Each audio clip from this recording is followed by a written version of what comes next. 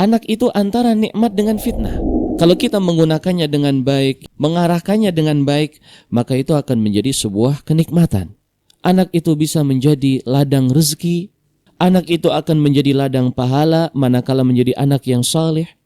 Anak itu akan menjadi seorang yang menggandeng tangan kita menuju keridhaan Allah dan surganya nanti di yaumul qiyamah. Namun kalau kita tidak sesuai dengan jalan yang benar di dalam membawa pendidikan anak dan tanggung jawab anak tersebut, kita akan justru mendapatkan bencana dengan adanya anak itu.